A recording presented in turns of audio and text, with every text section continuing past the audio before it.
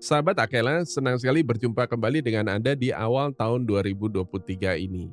Dan dalam video kali ini saya akan sharing satu hal yang nampaknya sepele, namun saya melihat ada begitu banyak kasus di mana hal yang kelihatannya sepele ini ternyata adalah awal dari sebuah malapetaka.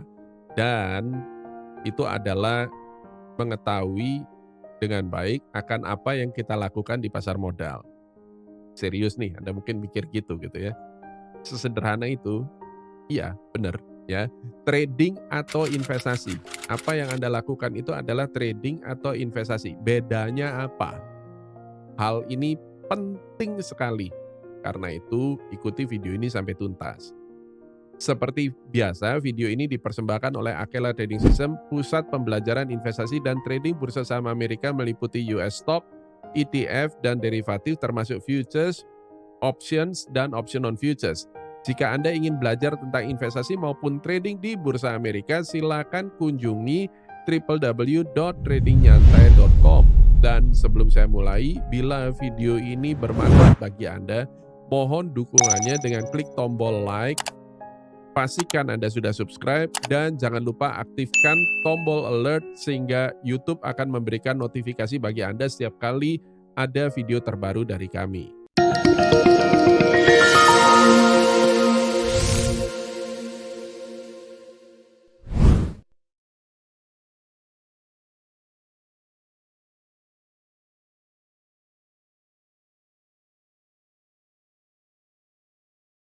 Oke, Bapak Ibu, teman-teman semua, saya akan awali video kali ini dengan sedikit review mengenai tahun 2022. Tahun 2022 ini spesial banget, diwarnai oleh kekhawatiran pasar mengenai inflasi Amerika yang membumbung tinggi.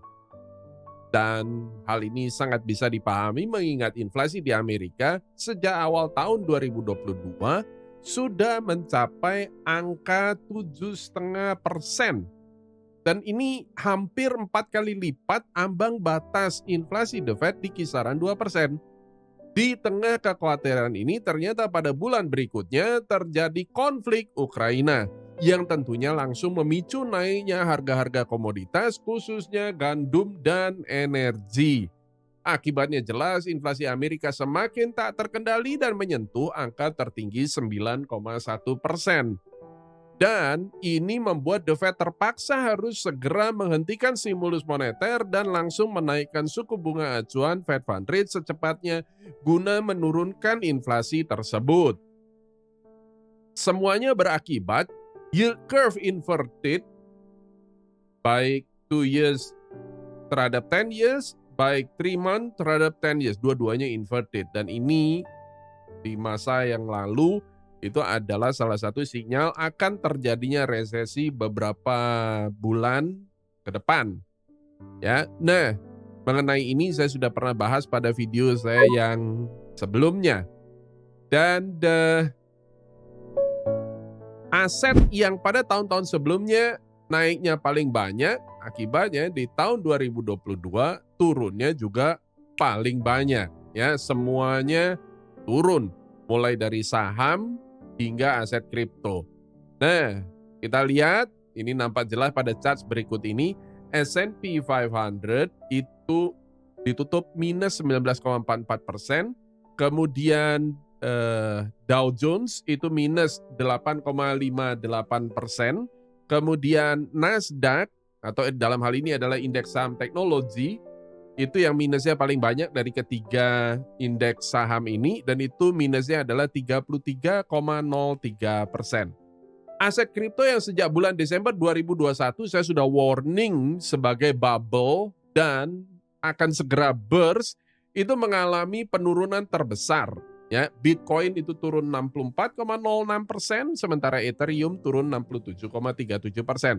Anda bisa menemukan video saya sehubungan dengan warning crypto bubble tersebut pada video di atas ini.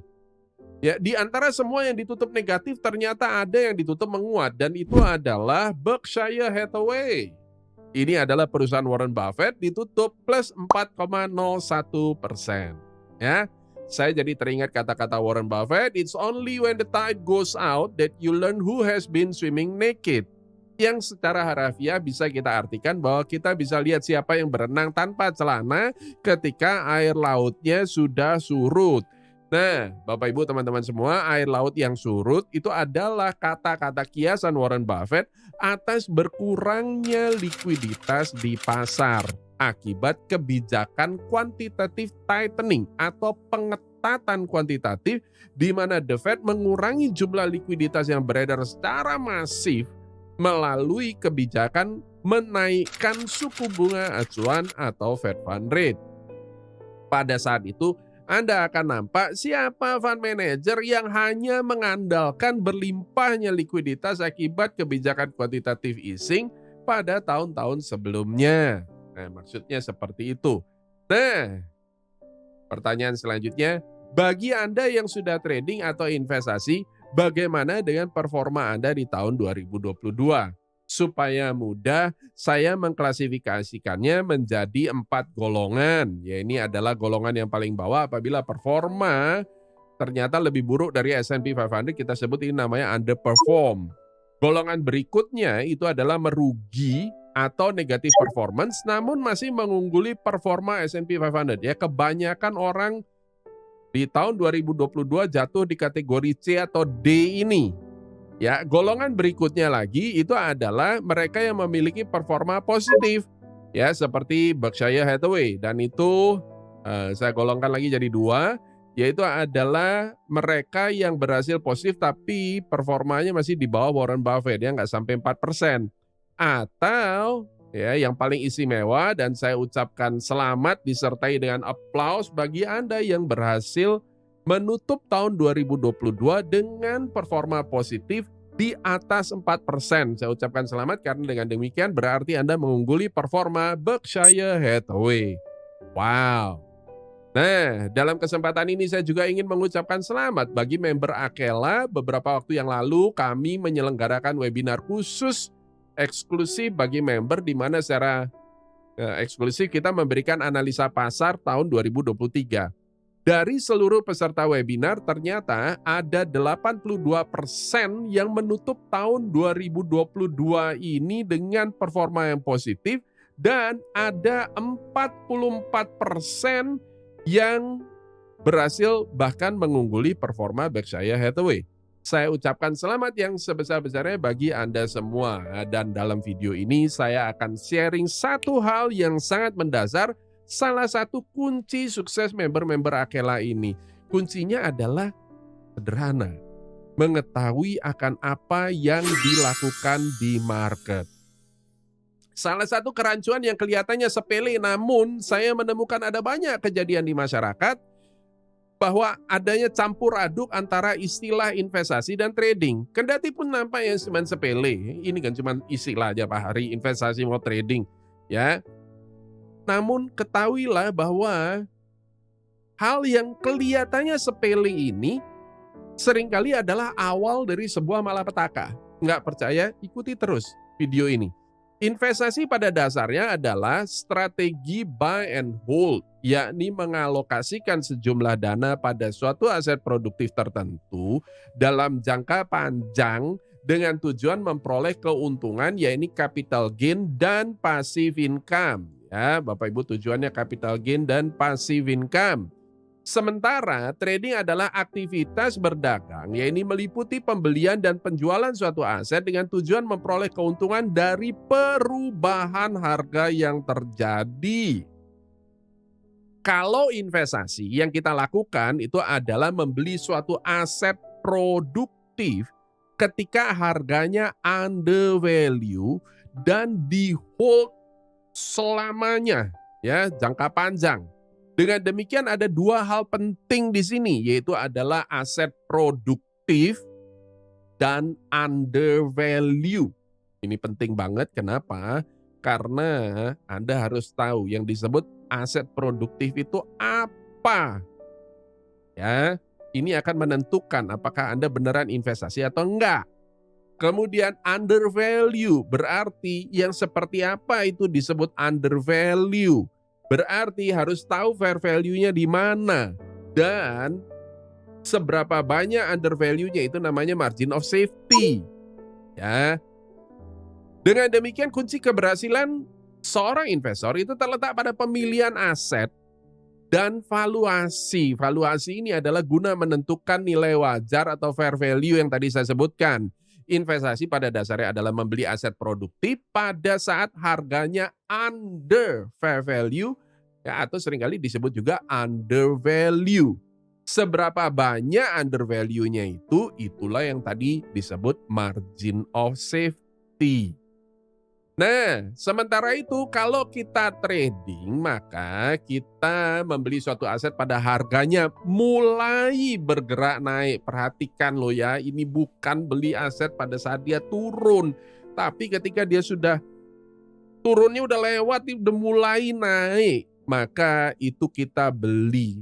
Kemudian jualnya pada saat harga yang sudah naik atau kita bisa jual pada harga yang lebih tinggi.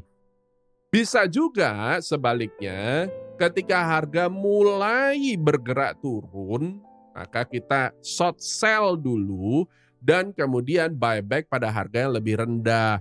Karena tujuan trader pada dasarnya adalah memperoleh keuntungan dari perubahan harga aset tersebut, maka kunci keberhasilan seorang trader itu terletak pada identifikasi tren. Itu sebabnya seorang trader akan memfokuskan waktu dan energinya guna menemukan berbagai pola atau pattern dan indikator yang mengidentifikasikan terjadinya perubahan tren atau tren reversal ataukah continuation atau kelanjutan suatu tren.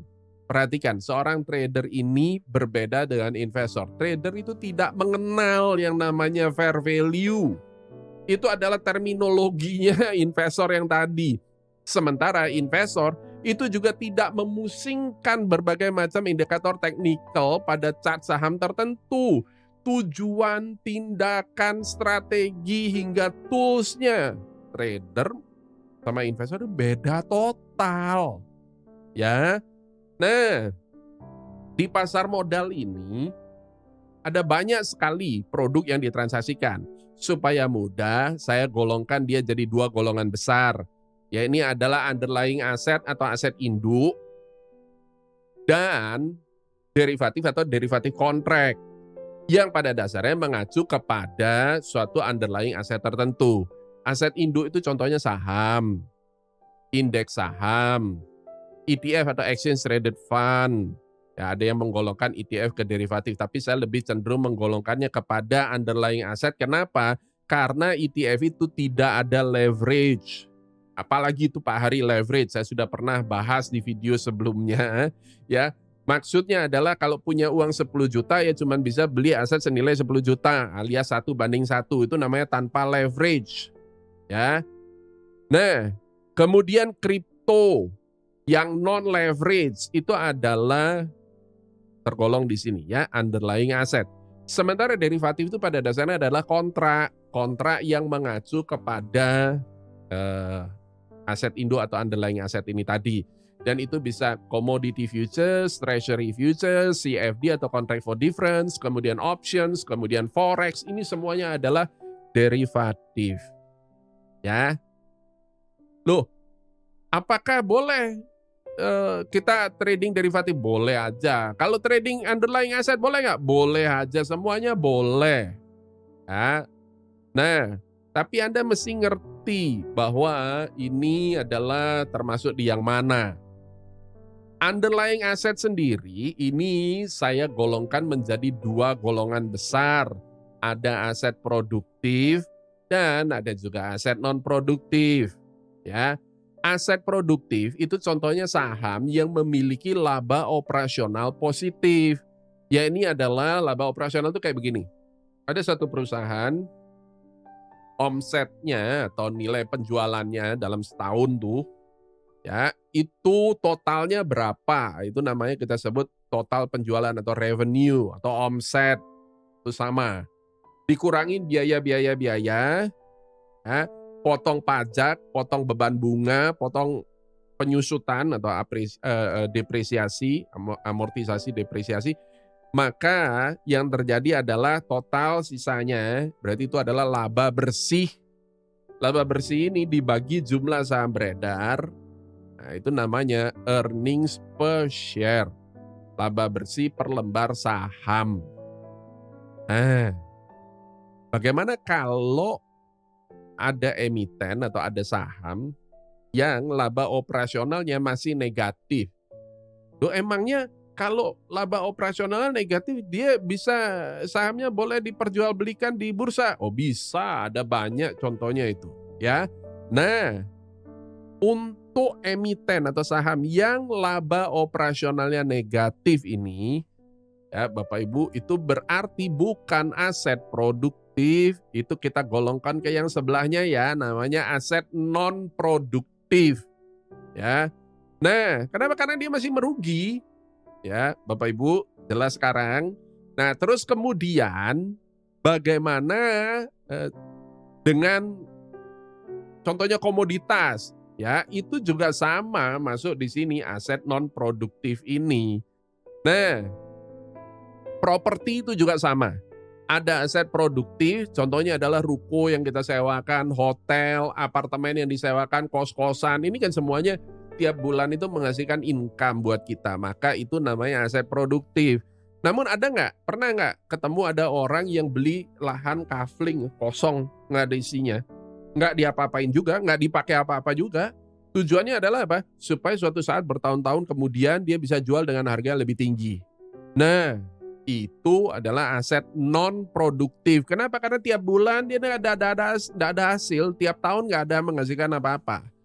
Ya, Bapak Ibu, aset non produktif ini saya golongkan lagi menjadi dua. Ada aset non produktif yang dibutuhkan untuk kelangsungan hidupnya manusia. Contohnya komoditas itu tadi, ya. Kopi, gula, kedelai, jagung, crude oil, emas, dan macam-macam itu adalah tergolong di sini aset non produktif yang dibutuhkan untuk kelangsungan hidup manusia. Kemudian ada juga aset non produktif yang digunakan untuk tujuan spekulasi. Ya, Anda beli ini tujuannya untuk apa? Supaya suatu saat Anda berharap ada orang yang bersedia membeli barang yang Anda beli ini dengan harga yang lebih tinggi. Pernah dengar token NFT, ya, kripto, itu adalah masuk ke golongan yang ini, ya. Aset non produktif yang digunakan untuk tujuan spekulasi. Nah, kenapa hal ini penting? Kan cuma istilah aja, ya. Investasi atau trading kan tujuannya sama, cuan. Ya, memang benar tujuannya cuan alias profit, namun keduanya memiliki prinsip dan strategi yang berbeda. Contoh yang lazim kita gunakan dalam dunia investasi adalah earnings multiple. Ya, earnings multiple ini adalah besaran baku yang digunakan orang untuk menilai suatu aset dalam dunia investasi. Jika suatu aset tidak menghasilkan earnings, tidak juga mengalami pertumbuhan cash flow, perusahaannya merugi, cash flow-nya nggak berkembang, earnings-nya juga nggak ada, negatif. Nah, terus bagaimana menghitung value-nya? Ya, itu sebabnya khusus untuk aset non produktif seperti saham yang earnings-nya negatif ini tadi, atau komoditas atau kripto, tidak ada kata investasi, itu adalah trading. Ya, bahasa kasarnya orang sebut namanya spekulasi. Apakah tidak boleh spekulasi? Kata siapa? Ya, saya juga trading, saya juga spekulasi. Ya, itu sah-sah saja. Yang penting kita tahu apa yang kita lakukan. Nah, loh tapi kan itu ada juga trading yang ada juga orang yang beli emas itu di hold lama kayak begitu tahun-tahunan. Ya itu namanya long term trading, long term speculating. Ya, bisa aja. Nah, dengan demikian kesimpulannya berarti nggak ada istilah investasi emas. Walaupun banyak kita temukan tuh orang yang sebut investasi emas ya. Berdasarkan terminologi yang kita ambil kerangka berpikir ya dari Benjamin Graham. Ya, investasi itu adalah buy and hold aset produktif. Ya, kalau yang dibeli adalah seperti ini, maka ini adalah komoditas. Ini adalah long term trading, bukan investasi. Demikian pula halnya dengan Bitcoin atau kripto, tidak ada istilah investasi, yang ada adalah long term trading. Ya. Nah, terus kemudian ada yang protes begini. Loh Pak Hari, tapi ini cuannya lebih besar daripada orang yang investasi di saham. Ini dibandingkan dengan value investing, ini cuannya jauh lebih besar. Saya tahu, ya, begitu juga orang yang beli kafling tanah, non produktif, tapi kenaikan harga kafling tanahnya jauh lebih besar daripada kalau Anda dapat passive income dari investasi Anda di ruko misalnya. Ya, banyak yang kejadian kayak begitu kan. Tapi yang jelas adalah saya tidak bicara cuannya, saya tidak bicara profitnya. Saya bicara activity-nya, profesinya. Kenapa? Karena strategi untuk investasi ada sendiri, strategi untuk trading ada sendiri. Ini jangan campur aduk. Ya. Negative earning stock, ini juga nggak ada investasi, yang ada adalah spekulasi atau long term trading. Ya, jelas ya Bapak Ibu. Ini seringkali hal ini dibahas oleh Benjamin Graham, ya, dalam buku legendarisnya yang judulnya adalah The Intelligent Investor ini. Ya. Dia sebut, jadi hati-hati, Ben Graham bukan anti speculating. Dia bukan anti trading. Ya. Sah-sah saja untuk spekulasi. Yang penting lakukan dengan cerdas.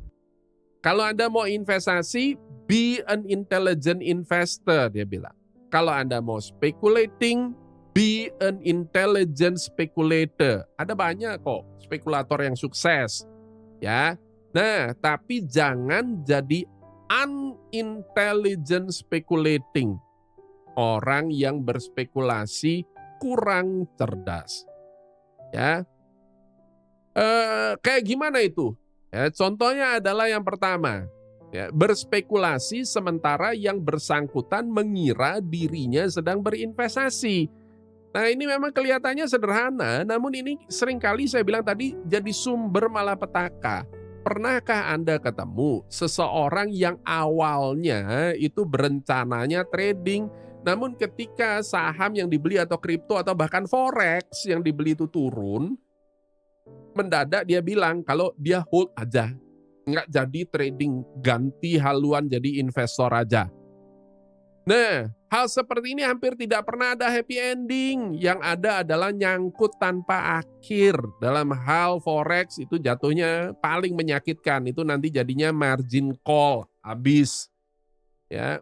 Berspekulasi secara serius, namun tanpa dilengkapi pengetahuan dan skill yang memadai untuk itu. Ini yang nomor 2. Oke, ini ada banyak contoh kayak begini.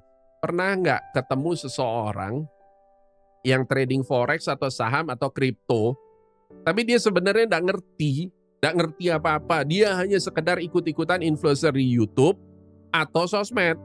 Tanpa tahu menau sama sekali, nggak ngerti ini apa, itu dia tidak tahu, ya. Nah, ingatkah Anda akan ada kasus heboh binary options? Sejak awal binary options itu bukan options, ya. Itu adalah produk yang sengaja dompleng, nyomot nama options untuk ngedompleng popularitasnya. Ya, dengan kata lain ini berarti adalah produk KW-nya options, ini produk abal-abal, produk palsu. Ya, yang bilang bukan saya.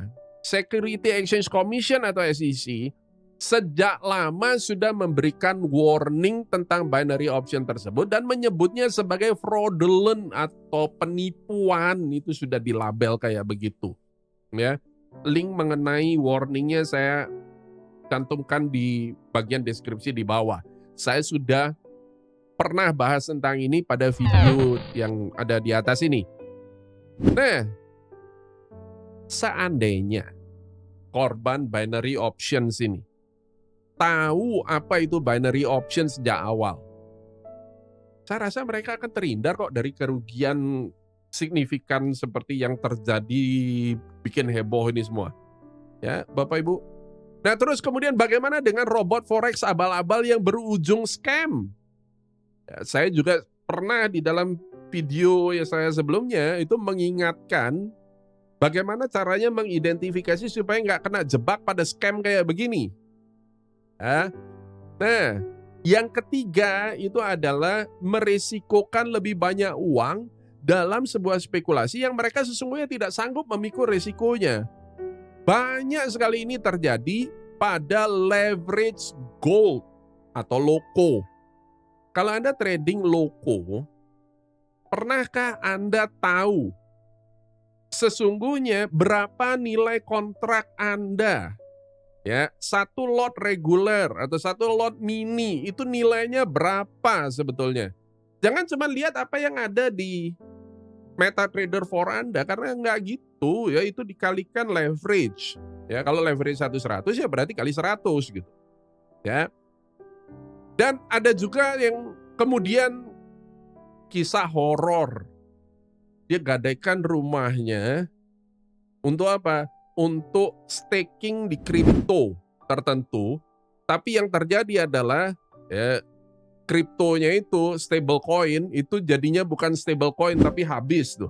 Ya ada kasus kayak begitu. Dan terus pertanyaan yang saya bingung.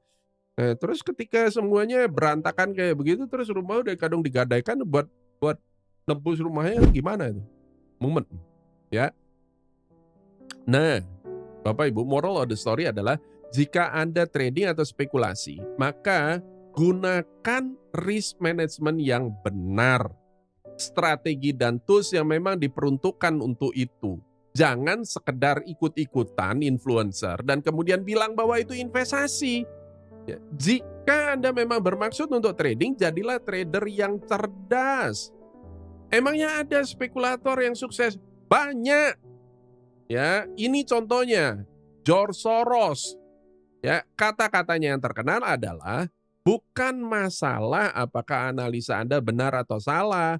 Yang penting, tapi berapa banyak uang yang Anda hasilkan, profitnya berapa ketika Anda benar, dan berapa kerugian Anda ketika analisa Anda keliru. Ini adalah prinsip risk management, ini adalah risk reward ratio, salah satu komponen penting dalam menguji suatu trading system. Ya. Nah, Bapak Ibu, kesimpulannya adalah bukan masalah investasi atau trading. Keduanya ini sah saja. Saya ada trading, saya juga ada investasi, saya melakukan keduanya. Namun, ya, yang penting adalah jika Anda investasi, pahami aset produktif yang Anda pilih, margin of safety-nya seperti apa. Dengan kata lain, jadilah investor yang cerdas, the intelligent investor. Atau kalau Anda trading atau jadi spekulator, ya trading itu spekulasi Bapak Ibu, ya nggak salah, fine-fine aja. Tapi pahami produk yang Anda tradingkan. Kalau Anda trading derivatif, seperti apa itu derivatifnya? Beneran apa derivatif abal-abal? Ya, ditransaksikannya di bursa mana? Anda harus tahu detailnya. Risk manajemennya, identifikasi tren hingga strateginya, dengan kata lain jadilah trader yang cerdas. Ketidaktahuan akan apa yang seseorang lakukan di pasar modal seringkali itu kelihatannya sepele, tapi itu adalah awal dari sebuah malapetaka. Sebagaimana yang Warren Buffett sering katakan, risiko bukan berasal dari pasar modal, tapi risiko berasal dari ketidaktahuan akan apa yang orang lakukan di pasar modal. Sahabat Akela yang saya kasih, bagaimana pendapat Anda? Mana yang Anda pilih, trading atau investasi? Ketik pendapat Anda di kolom komentar dan sampai jumpa di video kami berikutnya. Bye-bye.